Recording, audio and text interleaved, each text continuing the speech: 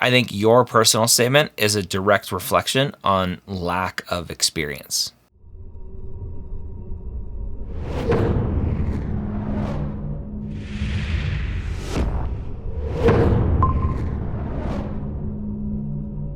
Application Renovation Season 4, Episode 3. How are you doing today?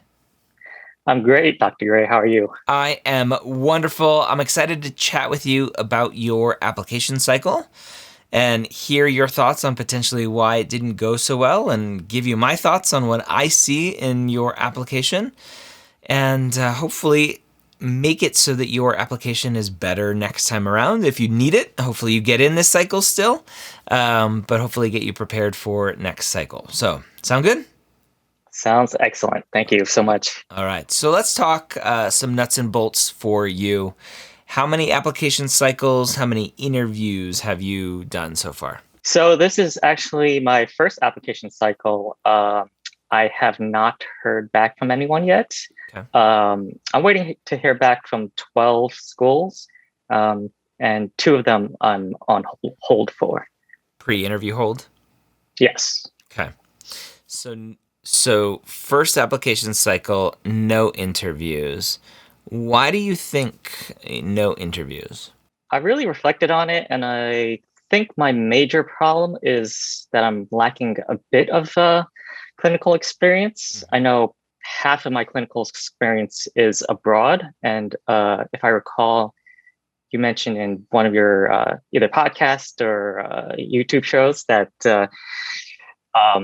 I guess medical schools don't really like that as much. I'm currently working as a scribe, and I did Great. send an update letter to each of the schools. So hopefully that'll address that, but they might put me on hold for now, just until I actually get those hours in. Okay. The second thing that I believe is holding my application back is my Mcat score. It's not the greatest. It's below matriculant average. So hopefully, they might see that sort of like a red flag, especially since I'm an older applicant. All right. We're going to take a look at your AMCAS application. Did you apply DO as well, or just MD? I did not apply to DO. I was going to, but I guess when I was doing the AMCAS application, and I got back my Mcat score, my first Mcat score, I immediately wanted to do a retake, and I felt like when I finished my secondaries already, that was pretty late. So I didn't get around to that, but Okay. for next cycle, I'll definitely apply to DO schools. Okay. All right. So taking a look at your application, the first thing I love to look at is submission date. You submitted early, June 11th. Great job. No issues with timing there. The next thing we look at, I like to look at SES disadvantaged. Again, automatic kind of classification based on parent, occupation, and I think more importantly, education level. And so, yes, it marked you as EO1. I don't remember what that means, but again, that's just an automatic thing from AMCAS. No big red flags in your additional application information area, so that's great. And then we get to transcript, the grades, dun, dun, dun. And we kind of see, oh man, object-oriented programming, we got a C. You're not going to go work at Apple as a programmer anytime soon. Discrete math, C+, operating system, C, data analysis. Your grades are not so great to start off with. What's going on there? I would say when I was younger, I didn't really, I wasn't as focused as I am now. When I was doing my undergrad, I guess I kind of wanted to just join the workforce. And I knew that some of these courses, they don't really help you in terms of the Your day-to-day actual job. Yeah. Yes. Yeah. So I said you're not going to go work at Apple programming. Like, they don't even require degrees anymore. I don't know what I'm saying. Okay. So it looked like from this and actually just hearing you now, you weren't pre-med to start. I definitely was not. Okay. Awesome. All right.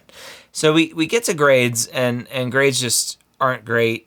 Junior year, not great. Senior year, there's a big improvement. And then we have a gap of about 10 years from senior year to post-bac. So I'm assuming those 10 years you're out in the workforce, kind of living your life.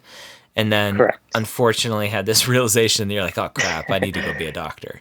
And so you go back to school and start your post-bac at Fordham, and you crush it. You do great. I always talk about like needing to get as close to a 4.0 as possible. You have a 3.85 with 61 credit hours in a post-bac. Fantastic. And in my mind, like no issues from an academic standpoint. If you were to go onto Student Doctor Network or Reddit and go, hey guys, I have a 3.39 GPA, what are my chances? Everyone would go, oh, you don't have any chances, right?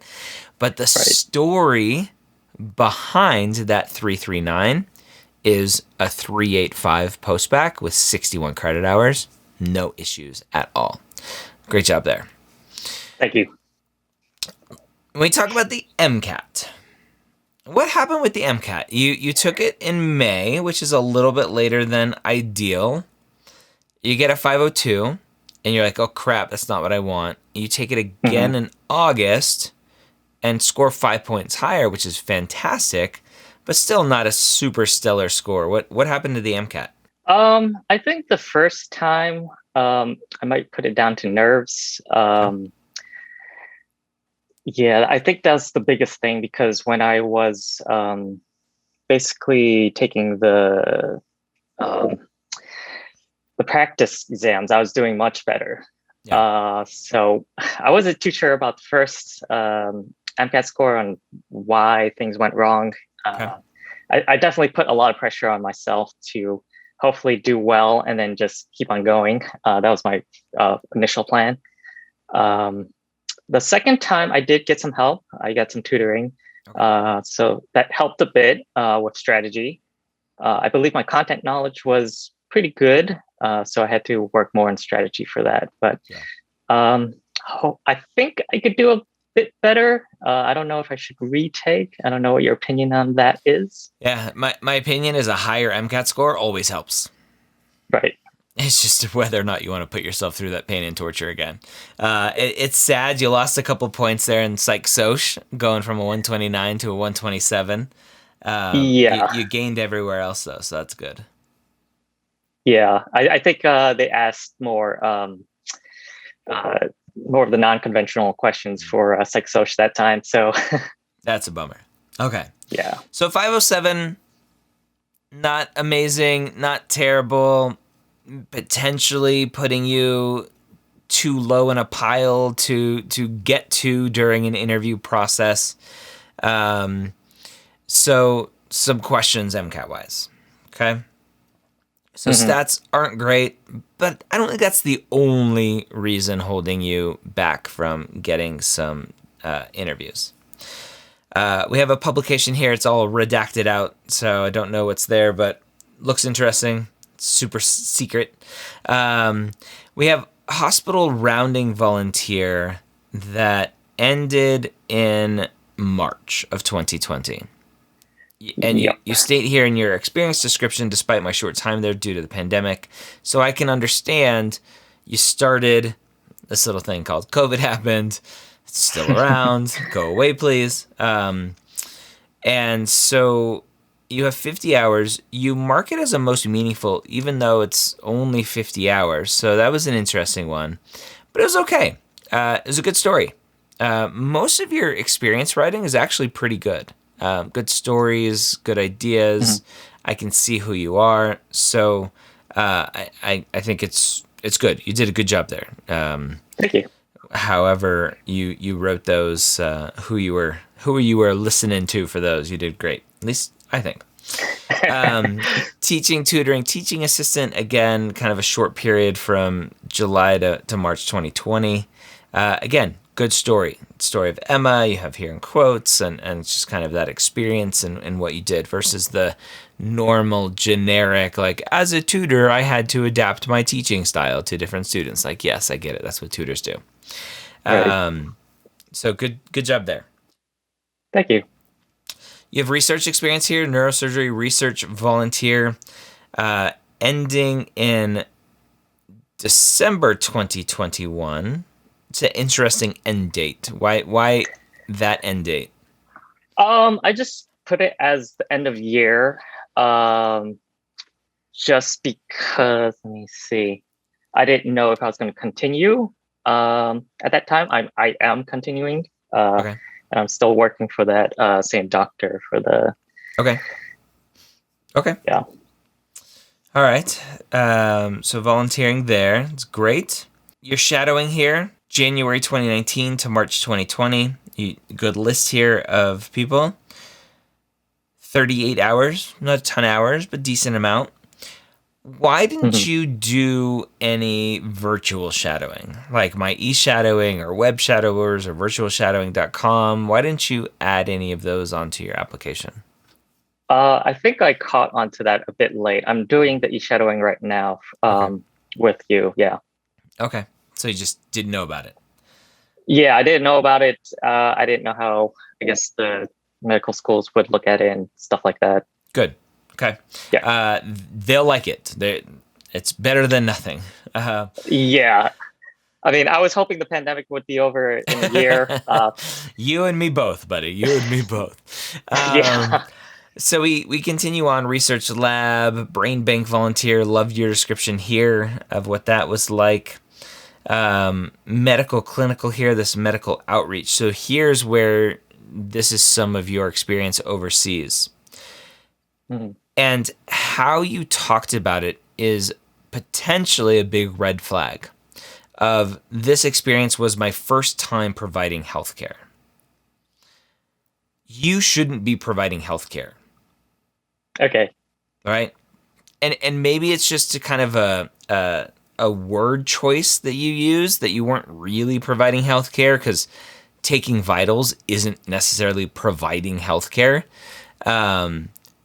But it's a poor choice of words because there's a big push for these sorts of medical volunteer tourism kind of things to be careful that students who go on these aren't doing things in these third world countries that you wouldn't be allowed to do here. Right. And you even call it out at some point. I don't remember where it was, where you were like, because the system here in the States is different. Like, yeah, it's different. It's supposed to be different. Untrained people shouldn't be doing things that trained people need to be doing. And so that potentially is a big red flag. So next time you write about it, don't use that sort of language about like, oh, I got to do this and I got to cut people open and blah, whatever, right? And it probably wasn't like that, but just be careful with the wording. Okay. The ending here for your most meaningful, but I would like to go back with proper medical knowledge to provide the essential service, this essential service for the Cambodian people. Probably just add a little more nuance there, right? Are you hoping that's your whole career where you're kind of just in Cambodia working? Are you hoping to just go once a year? Like, add a little more nuance to maybe not scare away some schools that want to train physicians who are going to stay in the state and take care of their population, etc. We get to Hobbies. I love Hobbies. We saw in earlier season 4 students using Hobbies to sell and to pitch skills. And you did a great job just talking about Muay Thai and what you learned, and you built skills, but for that actual hobby and not trying to translate it like, oh, these skills are going to help me be a doctor because of. All right, so great job with your activity descriptions. Thank you. And then you have this lead software engineer from 07 to 18 at 2,000 hours. I'm assuming the hours aren't right, or were you only working part-time? Let me think. I was definitely working full-time. Okay. So maybe I full-time calculated is, well, you missed a zero then, right? Because 10 years at 20,000 or 2,080 hours a year is full-time, should be 20,000 hours, roughly. right? And so you have 2,000. So that was just Right. a calculation issue that I'm like, what's going on there? Okay, this is where double checking, triple checking hours is important. Everything on an application, double, triple checking. Right. I definitely double checked that. I don't know why that didn't pick it up. I thought I put a lot of hours in. Yeah. Hopefully that isn't a bug with the application process. The programmer in you is like, oh, it must be a bug. Yeah. Yeah, probably not. I've seen 5-digit numbers there before, so it's Okay. it's not cutting stuff off. Sure. And unless just on the now we're going to talk programming and nerd out for a second. Just maybe in the kind of the print version of creating the PDF for some reason, maybe that the bug is there. And actually the number in the database is the real number. Right. But anyway, I could talk nerdy programming all day long. So again, decent story, interesting here. I get to the end of your activity descriptions and I see a lack of clinical and shadowing. And yeah, the pandemic happened. Right. But lots of people are still getting plenty of clinical experience, plenty of shadowing. What have you been doing with your time? Let's see if we can figure this out just looking.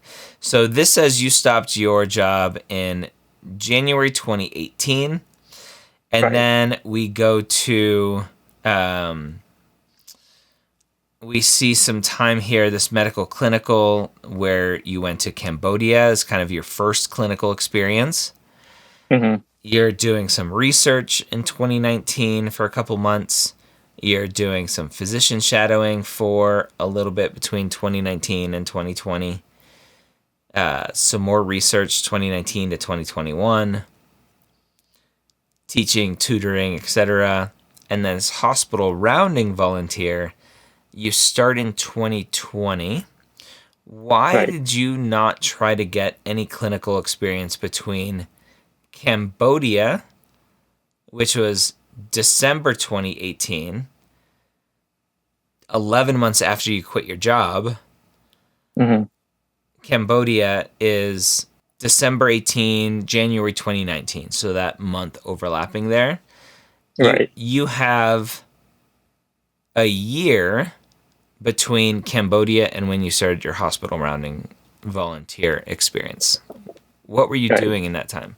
I was focusing mostly on school. In the beginning, I really wanted to see if I could academically perform, so I didn't want to have any distractions. But after that, unfortunately, I had a wrong preconception about some of the clinical jobs, especially like a rounding volunteer. I saw that as kind of unsubstantial in terms of like what you actually do. I was like, why do you have to do that? But after like actually working there and being able to talk to patients and then listening to your podcasts and things like that, I gained a full appreciation of that particular job. At first, I was like, why can't I do something more clinical if we're going to do that instead of just, talking to patients half the time and just go, talk to the family members and do like very minimal, tasks. Well, you could do something more clinical, but that requires some sort of certification and training, right? Being an EMT, a phlebotomist, a CNA, MA, etc. And so, basically what you did is a very common non-traditional, I think, mistake where you're kind of putting the cart before the horse, where at some point in your life, you realize being a software engineer is not what I want to do with my life. I want to go be a physician. And we'll get into that a little bit in your personal statement. And your first step is, I'm going to go back to school, especially with your undergraduate performance, to prove that I can academically handle medical school. When the first step in my mind is go put yourself around doctors and patients, because having the idea is very different than experiencing it. Right. Yeah, I definitely realized that was a mistake now. Yeah. And so I think that to me is one of the biggest issues with your application is lack of clinical experience. Mm-hmm. The lack of clinical experience and the lack of shadowing that shows I understand what I'm getting myself into. Not I'm having a midlife crisis, I want to change careers, and medicine is the next best thing. Right. Okay? So Yeah. that's a very important part of this process. So from a activity description standpoint, no big issues, which is great for application renovation. We get to your personal statement, and we get to this area here where you have this seed. Kinda. It's a little vague, right? I never expected to be in Cambodia's rural area providing free medical care to locals.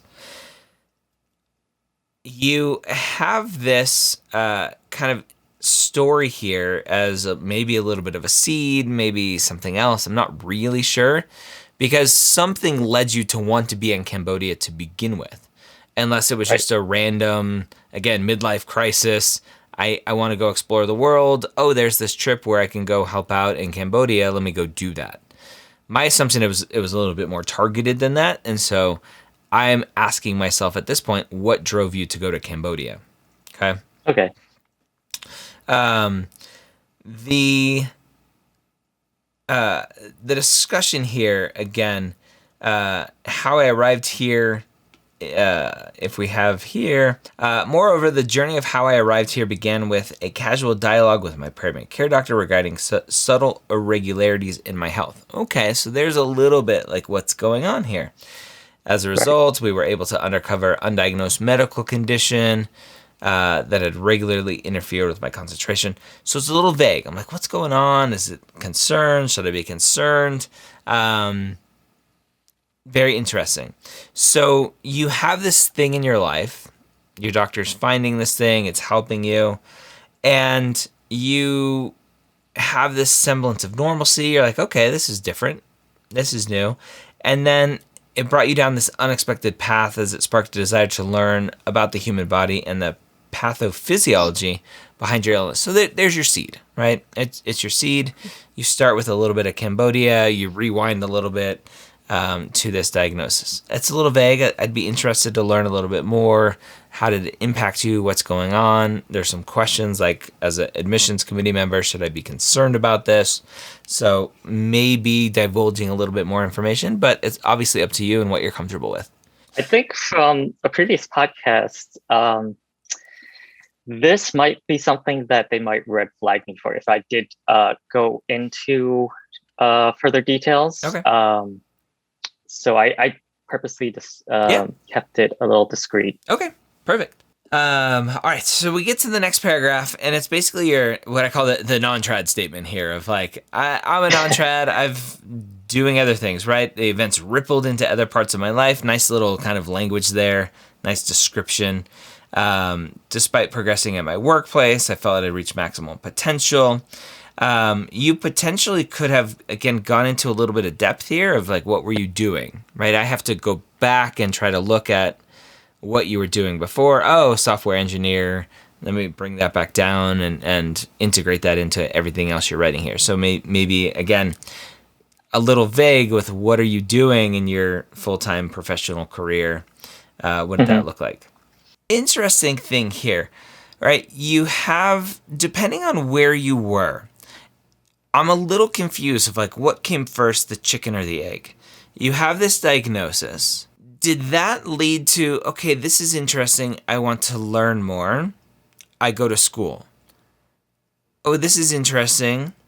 I think I may want to be a doctor. I'm in Cambodia. Or this is interesting. I think I want to learn more. I want to contribute to a person's well-being as a career. Like there's a weird connection missing for me that helps me piece together the timeline a little bit more. And so helping me understand that will help me understand kind of that progression in your thinking. Was it illness, prior doubts about work to begin with, or whatever, just not feeling fulfilled? going and exploring classes, going to Cambodia, like where are we in this journey? So some potential connections that could have been fixed there. And then very cliche kind of statement here. As I took courses like physiology and neuroscience, it fulfilled my hunger for learning. Right? I don't know what it is with students like just need. They're like, I just need to tell you, I love learning, right? I picture like Sheldon from The Big Bang Theory is just his kind of need to do certain things, like finish his OCD behaviors. Like this is one of the like OCD behaviors that runs throughout the pre-med world of like, I just need to let you know before we go any further, I really love to learn. So don't put it in your personal statement. It doesn't belong there. It's okay. You lacked patient care experience, which brought you to Cambodia. So now the connections are a little bit fuller. Right. So health issue, classes, I'm going to Cambodia. Right. Again, the cart before the horse thing of like, you're taking classes, but do you really know you want to go to medical school? And so Cambodia, again, is a weird trip, too, because that's not your life in medicine here in the States. That's a little vacation, too. So we have Cambodia. Nice little transition here to Cambodia, talking about what's going on. You have this watering event. You have this reflection that says this event helped to restore his quality of life and enabled him to move forward in life. The reflection should be more focused on how did this experience increase your desire to be a physician, or solidify your desire to be a physician, or confirm your desire to be a physician, right? You come home, you seek further opportunities a year later, right? So there's that gap of concern. The differences in healthcare policies prohibit volunteers in the U.S. from being as hands-on as Cambodia, right? There's that red flag statement. I knew it was somewhere here. Like, of course, there are issues. So again, shouldn't mention any of that stuff. Although the things you mentioned, right, taking vitals should be easy enough. Glucose levels, you don't need a certificate to do that. And then the assist in minor physical examinations, that's some concern. Like, what are you doing there? So avoid discussing that kind of stuff in the future. Okay. You found opportunities to engage with patients. Great. During my rounds, you met an elderly patient. So you go off into a story, which is awesome. Although I knew I couldn't provide any medical care, I quickly realized he wasn't a nuisance at all. So it's a very interesting statement that basically is like, all of the other healthcare people thought this person was a nuisance, but I am better than all of them. He wasn't a nuisance at all, right? So you got to be careful with statements like that because it could come off very like, oh, you think you're better than everyone. Other than that, like decent story, decent connection. Again, the reflections are missing. How did this strengthen your desire to be a physician? And usually when reflections are missing or hard to come by, it's because of that lack of experience and lack of understanding of what you're getting yourself into. And so that's what I'm seeing here, right? You say, I was glad I could make an impact on his well-being, albeit in a different way. I attended to his mental health.